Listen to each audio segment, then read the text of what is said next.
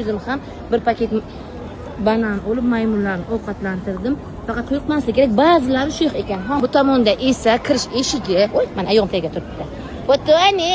Voy, yeyishini qarang, yeyishini. Potoni.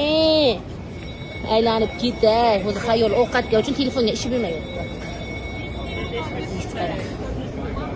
Ularimiz tepaga chiqib ketishgan, qaytib tushyaptilar.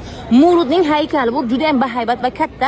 Har xil g'orlar bor, g'orlarga kirish ba'zilari pullik, ba'zilari bepul. Aslida bu yerga kirish esa, bu yerga kirishning o'zi bepul hisoblanadi, singlariklarim.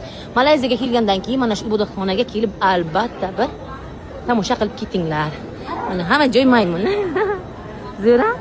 Ibodatxona 1891-yilga hindlar tomonidan ibodatxonaga aylantirilgan va har yil bu yerda katta festival bo'ladi. Malayziyaning festivali millionlab turistlarni o'ziga jalb qiladi.